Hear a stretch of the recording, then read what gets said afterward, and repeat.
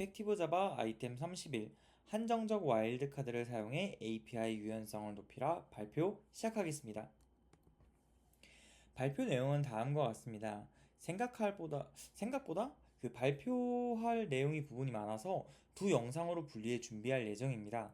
또한 자료를 보시면 상당히 어색한 단어와 내용이 좀 있습니다. 그래서 최대한 이해하기 쉽게 내용을 준비했으니 잘 봐주시면 감사하겠습니다. 그럼 시작해 보겠습니다. 첫 번째로 소개해드릴 내용은 API 유연성입니다. 여러분은 API 유연성이 뭐라고 생각하시나요? 먼저 이론적으로 한번 제가 정리를 해봤습니다. API 유연성은 다양한 입력과 그 다음에 호출자의 사용 제약을 줄이고 그 다음 재사용성 이런 것들이 유연한 API에 대한 정의라고 할 수도 있습니다.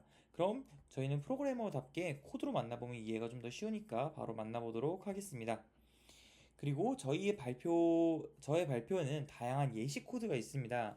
영상 시청자께서는 화면을 잠시 멈추고 고민해보는 시간을 가져보는 것도 좋을 것 같습니다.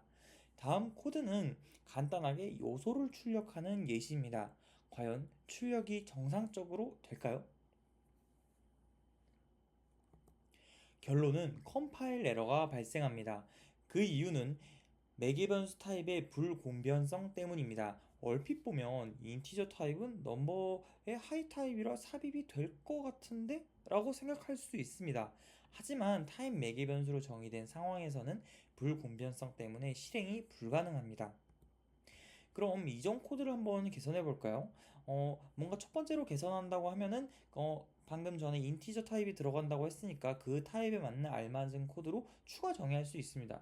근데 이렇게 타입마다 증가하는 것이 과연 유연한 API 설계가 맞을까요?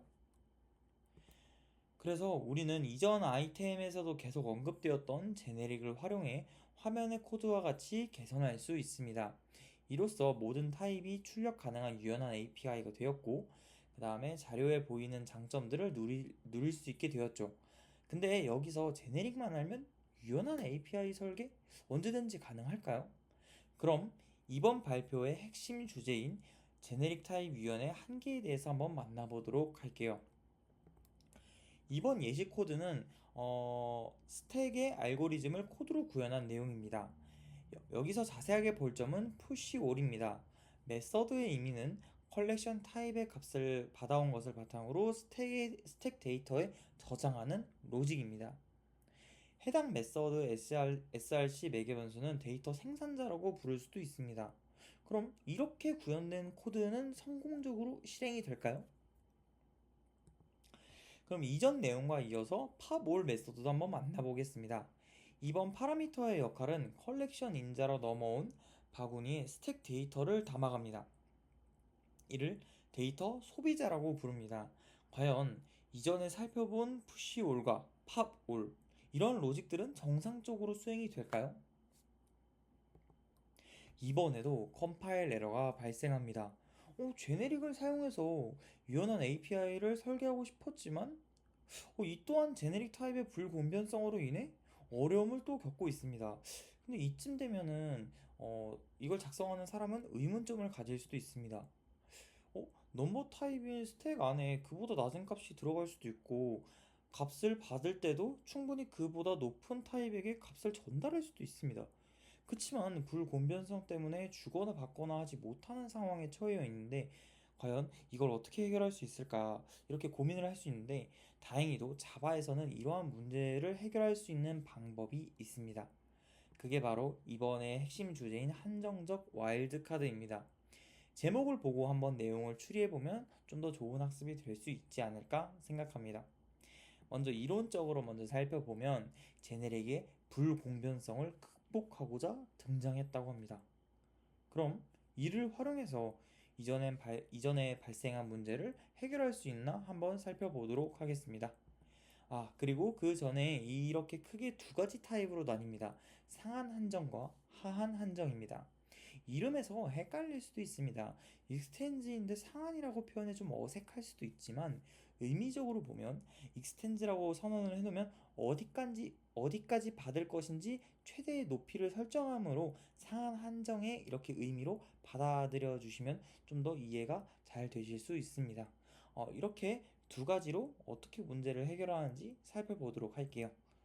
저희가 이전에 푸시올과 팝올에 대한 코드를 다음과 같이 오른쪽으로 저렇게 변경을 하게 되면은 이렇게 지금 파라미터의 한정적 와일드 카드를 한번 사용을 해봤는데요. 이와 같이 설정하게 되면 스택 넘버 타입을 선언했을 경우에도 제네릭 E 타입의 값으로 상한과 하한을 설정할 수 있습니다. 그럼 뭔가 내용은 대충 알겠는데 뭔가 API를 만드는 입장에서 언제 상한을 하고 언제 하한을 구분하고 또 어떤 키워드를 사용해야 될지 좀 헷갈릴 수도 있습니다.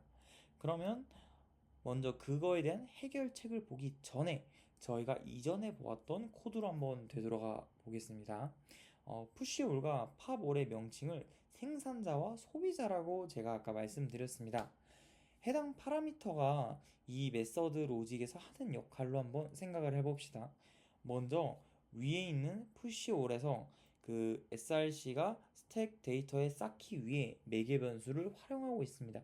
그렇기에 메서드 입장에서는 그 파라미터가 데이터의 생산자 역할이라고 볼 수 있고, 팝올에서는 스택 데이터를 가져가서 담습니다. 그렇기 때문에 이 매개 변수가 들어왔는데 내 데이터를 가져가네?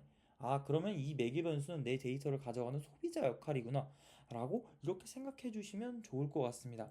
뭔가 생각의 흐름을 잡기 어려울 수도 있지만 메서드 관점에서 해당 파라미터가 취하는 행동이 무엇일까? 라고 생각하면 좀 더 와닿지 않을까 싶습니다. 그래도 이해하기 어려우신 분들을 위해 책에서는 하나의 공식을 설명합니다. 바로 PECS 공식입니다. 생산자는 extends, 소비자는 슈퍼 키워드를 사용한다는 공식입니다.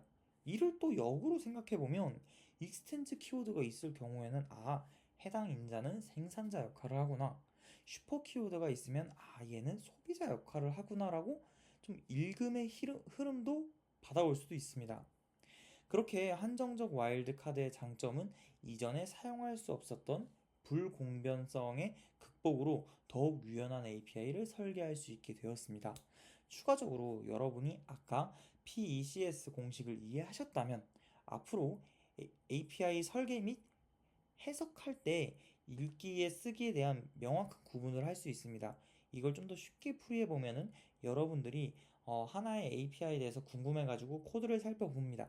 근데 그 API 설계는 자바에 있는 거는 대부분 유연하게 설계되어 있기 때문에 익스텐즈랑 슈퍼 키워드가 대부분 사용된 걸 보실 수 있는데, 여러분들이 이 PCS 공식을 이해하셨다면 앞으로 그 API를 살펴볼 때 좀 더 이해하기가 쉬울 거라고 생각합니다. 하지만 이렇게 유연한 상황 속에서도 주의해야 할 점이 있습니다. 책에서는 크게 두 가지 내용으로 설명합니다. 생산자와 소비자 역할이 동시인 경우, 반환 타입의 한정적 와일드 카드를 사용하는 경우, 딱 이 두 가지라고 이렇게 얘기를 해주는데요. 뭔가 이론보다는 코드를 보면서 좀 이해하는 게 좋으니까 바로 예시 만나보도록 하겠습니다. 첫 번째는 생산자와 소비자 역할이 동시인 경우입니다. 예시 코드에서 볼 수 있듯이 비즈니스 코드에 보면 그 값을 읽기도 하고 또 쓰기도 합니다. 이러한 상황에서 해당 매개 변수에 지금 첫 번째, 두 번째 보시면은 생산자와 소비자 역할을 하도록 저희가 이렇게 매개 변수에 선언을 해주는데, 어쨌든 이 비즈니스 로직에서는 생산자와 소비자 역할을 동시에 하고 있으므로 지금 오류가 발생하는 것을 보실 수 있습니다. 그렇기 때문에 이런 상황인 경우 직접 그냥 제네릭 타입을 명시적으로 선언해서 상한과 하한을 결정하지 말고 그냥 이 타입만 딱 할 수 있다라고 이렇게 선언을 해주는 게 훨씬 더 안정적입니다. 두 번째는 반환 타입의 한정적 와일드 카드를 사용하는 경우입니다. 여러분은 지금까지 자바 코드가 아니어도 여러 코드를 구현할 때 컬렉션이나 특정 라이브러리 사용이 뭔가 이상한데? 해서 혹시 코드를 들여다본 경험이 있나요? 근데 저도 그렇지만 아마 대부분이 적을 거라고 생각합니다.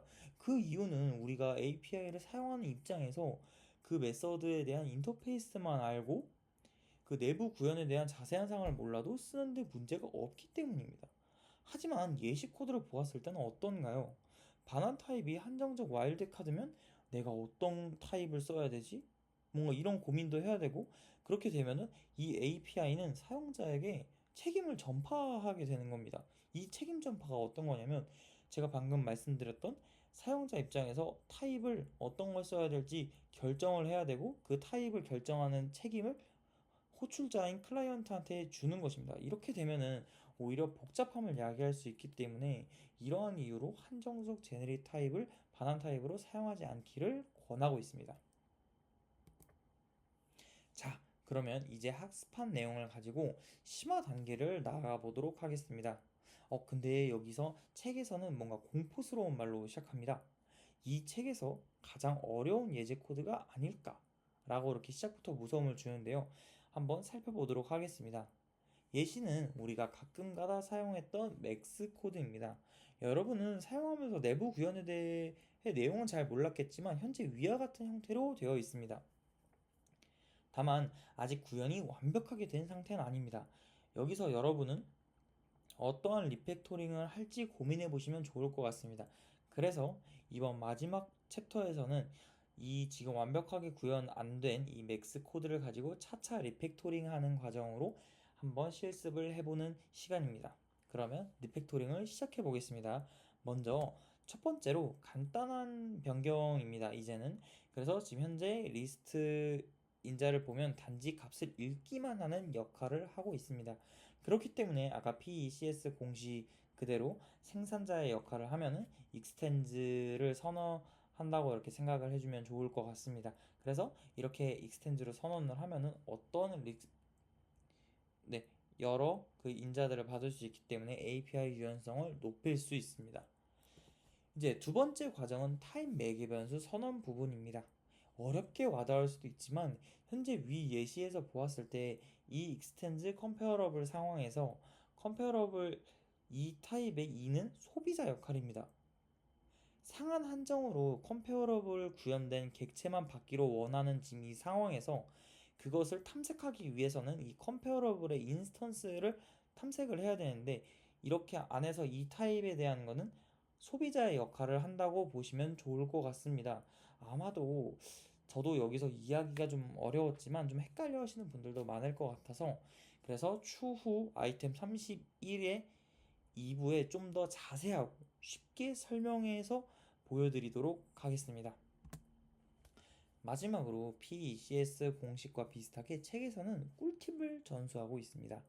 컴페어러블과 컴페어터는 항상 소비자 역할을 명시하라고 합니다. 왜냐하면 또 이런 것들은 아까 방금 예시에서 보셨던 것처럼 어떤 타입에 대해서 인스턴스를 사용하는 경우가 거의 대부분이기 때문에 항상 소비자 역할을 한다고 생각해 주시면 좋을 것 같습니다. 이 또한 뭔가 왜 이렇게 되는지에 대해서 다음 화에 좀 더 자세하고 쉽게 와닿을 수 있도록 설명을 해보도록 하겠습니다. 이상 아이템 31 한정적 와일드 카드를 사용해 API 유연성을 높이라 발표를 마치도록 하겠습니다. 감사합니다.